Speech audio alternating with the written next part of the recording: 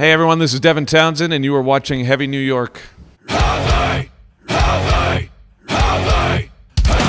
New York! What's up, everybody? It's Alex from Heavy New York. We are back at Warsaw Concerts, and we are here with Devin Townsend. Thank you so much for your time. You're more than welcome, man. Thanks for having me. Yeah, it's so great to have you here. You're well into the record cycle for Empath now, and what I was curious about with every album in your catalog, whether it's Empath or The Hummer or even Transcendence or anything like that, is every album like representative over like who you are at this particular time in a way? I mean, I think so. Yes. I mean, I think a lot of what has been interesting is that my work gets put into categories because, you know, it needs to be categorized, I suppose. But what ends up happening ultimately is that it's referred to as a certain type of genre, or prog metal or thrash or whatever. But I'm just reacting to trying to figure out how to be a more functional human. You know what I mean? Yeah, so in just trying to react to the process of being myself, it just results in me... I don't know, maybe just music was just a convenient way for me to express myself as a child that didn't find himself openly expressive. So yes, is my answer. Yeah. In order to get inspired to write, does like inspiration come out of nowhere sometimes, or do you kind of have to like put yourself in a certain element in order for like ideas to start coming through? Sometimes. I mean, I prefer it when there's a good environment, you know what I mean? Like... being born and raised in Vancouver, there's a lot of my process that is, I think, directly involved with nature or weather specifically, you know, rain and the mountains and what have you. There's that dramaticism that comes with that always implied a type of size. And a couple of times that I've attempted to live in Los Angeles, whatever comes out of me is not something that I feel particularly able to relate to, I guess. So I think so, yeah. But then again, sometimes inspiration hits you in the middle of the night, and I'll just hum a melody into my phone and then mail it to me at 4 a.m. Wake up with a text message from myself with just a bunch of mumbled melodies. But I think as artists, you're just kind of antennas for sound and certain combinations of events and certain combinations of personalities and circumstance just resonate in ways that I think you're able to pick melodies out of. And so wherever it is, I'm happy to take it. Yeah. When it comes to every project that you've been involved with, whether it's, you know, Devin Townsend project, Strapping Young Lad, even playing with Steve Vai, like, is the mind frame like different for the songwriting process, or is there like a usual method behind the madness that applies to everything? I don't think there's... I mean, the aesthetics of each environment and each circumstance is very different, obviously, but that also has a lot to do with the age that I'm at. You know, the person that I am when I'm 25 is much different than the person I am at 48. But the process, I think, in opposition to that statement, has been almost identical since the beginning. And I guess the best way to describe it is, as a child, in my family, we weren't actively encouraged to express ourselves emotionally. Yet, you know, it was almost viewed as uncouth in a sense. Yet music was something that we could get away with. It was like a loophole. So being somebody who was wired to be very, you know, sensitive, I guess, to my environment and just in general, emotional, it became an avenue that I just kind of hardwired everything to. And then by the end of my my trip, it was like everything was just able to come out in that way, and I have found that since the beginning, since Strapping, Punky Brewster, any of this stuff, it's like the process is the same, but the aesthetic is different. Kind of going back to the sources of inspiration, because, you know, growing up in Vancouver, obviously you're very influenced by nature, and living in LA, it's anything but nature there. But is it fair to, is there ever like an internal source of inspiration, or are you looking outward most of the time? God, it's all internal. I mean, it's like fear, I think, is a big motivator. Social anxiety is a big motivator, and I think that I find that my life has put me in a position where I need to deal with these things, right? Like, in order for me to function as a touring musician in a very public way, to not learn how to contend with something that is as debilitating as that sort of anxiety that comes with these things. There's no way you can do this. It would tear you up.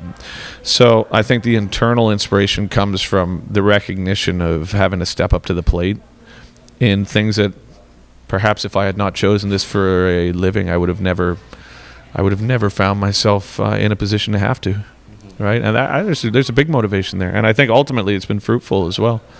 Just trying to figure out methods around all this social stuff has provided me with a lot of music and a lot of strength that I don't think I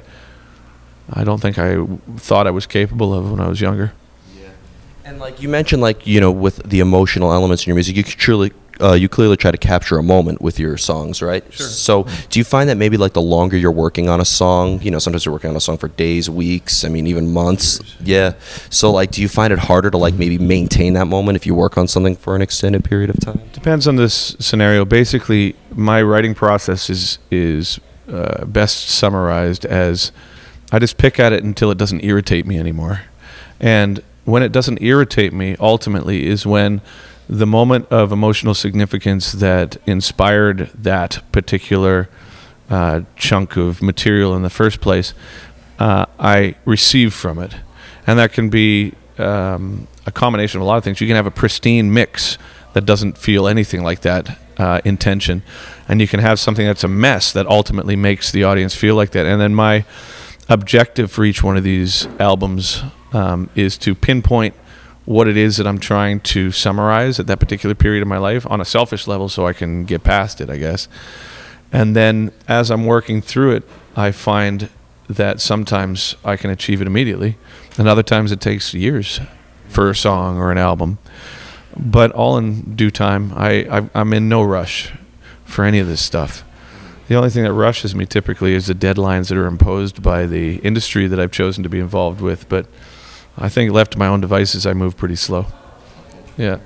Is there ever a time where maybe lyrics or even a subject matter could determine the outcome of the composition of the song, or do you need music before lyrics come into play? It all depends. It's different in each scenario. However, lyrics are important to me because, and this is the reason why I ultimately decided to sing, because I had no desire to sing.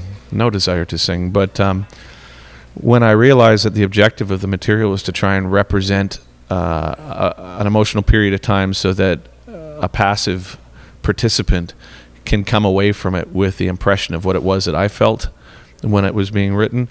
Other people's voices, typically, when it came to lyrically and what have you, just made no sense to me. So lyrics tend to evolve hand in hand with the music. They're not like an afterthought, and maybe every now and then you'll have a melody that then you can adhere something to that it reminds you of, or conversely, maybe I'll have a lyrical mind or a lyrical slant that inspires something musically, but typically they're hand in hand. Okay. Can the lyrics be open to interpretation, or do you want the listener to maybe sort of see things from your point of view or engage them in a subject? Well, I mean, I think you can't control people's interpretation of your work, but it became important to me after some misinterpretations of my work based on my own lack of awareness of what it was that I was engaging in during the creation period of that album. It became important for me to at least be able to explain myself. So, although I think the lyrical slant that I tend to take is vague enough to be applied to a lot of scenarios, if asked or if pressed or if I have to do an album commentary, typically I can really articulate exactly what I was trying to put across. Awesome. One thing I was always curious about is, this is going to be my first time seeing you live tonight, and I'm really excited. When it comes to playing live, is there maybe a similar energy in playing live as you do when you're songwriting, or is it a completely separate art altogether? It's a separate art for sure. However, this particular thing that you're about to see is new for me. Typically what I've done in the past is, because I'm such a perfectionist with my work, I strive for that live, but the older I get, the more aware I am of just how imperfect I am as an artist, as a singer, as a performer. And so I'm trying to embrace that on this run. So there's no real set lists. There's no production. There's no video walls. There's no lighting designer. There's nothing. It's just highly proficient musicians and a bevy of songs that I kind of choose from once I'm up there. And there's a fair amount of improvisation that goes along with it too. And that has been hand in hand with the process as well, because by allowing myself to be without a safety net allows me to recognize, I think, psychologically that I'm capable of handling that. And I think that my insecurity in the past tends to dictate certain psychological processes like, well, you're incapable of that. You can't do this. There's no possible way you'll be able to rise to this occasion. And so forcibly putting myself in a situation that doesn't have a safety net has yielded some really interesting results, I think, and that's what you're going to see tonight. I think safety sometimes could be the worst, your greatest enemy in terms of creativity. Well, and specifically nowadays where concerts are meant to be and perceived to be, I think, from what I can tell, very much about the spectacle. You know what I mean? Like, everything's to backing tracks, everything's to click tracks, everything has, you know, the choreography and choreography. And as much as I like that, and as much as I've tried to do that in the past to a certain extent, it's really liberating for me to not have to do that this time. It's just like, it becomes human beings playing music, and I think that's really important. Yeah. And the final question I wanted to ask you is because, you know, you create art that comes from your own personal being and, you know, your own mind, your own heart, your own hands and everything. But, you know, you're putting it out there for people to experience. And I've met some amazing fans who have told me some incredible stories about how your music has either helped them or inspired them. I know people who are playing guitar because of what you have done. So when you hear on how your music has touched somebody else, does that change your perspective on how you look at yourself as an artist? No, because I view myself as I would imagine any artist, if they really think about it, would.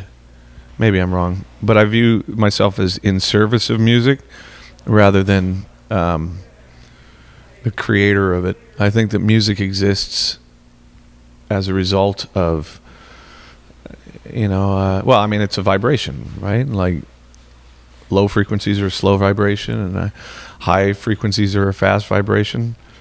Somebody had mentioned at one point that when light slows down, because the frequency of light is so fast, it becomes solid, it becomes form. And so if you look at it from that kind of, like, I don't know, hippie-ish kind of vibe, every interaction and every situation and every object, everything resonates at a certain frequency. And I think as artists, we're antennas for that.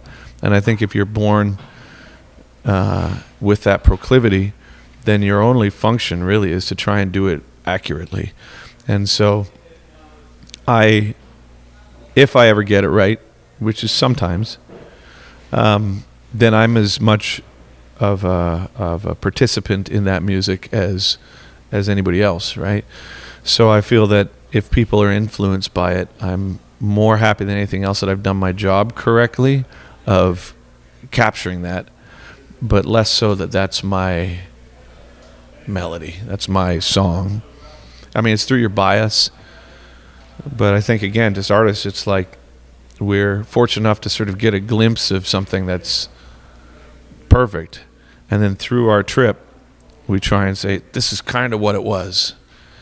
So if people are resonating with something in that, you know, they resonate through your aesthetic, but the truth of it is so much beyond artists, right? So much beyond people. And I think that inspiring people with work is a very beautiful byproduct of selfishly pursuing this. So before we go, I'd like to thank you so much for your time today. Really looking forward to the show. Is there just anything else you would like to promote for music or any love you'd like to send to anybody? Yeah, send it to everybody. I mean, I think the thing is, it's like, as my career grows, in a sense, one thing that I'm conscious of that I have always felt uncomfortable with is when people view the artists as fundamentally different, or, you know, their importance is hand in hand with the music. You're not your music, you know, I'm not my music. I'm who I am, and that's completely separate. And my job as a musician is to try and draw that inspiration and from those experiences that I've had. But it's not me, man. You know what I mean? It's the music. The music is badass. I love it. But me, I'm a fucking mess. We all are, and I think the art pieces us together. So that's it. That's it. And if we do it well, man, we're just kind of like capturing something that's beyond us. Yeah. Art is like duct tape; it fixes everything. Yeah, or fucks it all up. That too. That too. But everybody, we are here with Devin Townsend, Empath, out now. Pick that up. This is Alex from Heavy New York. We'll see you next time. Cheers, brother.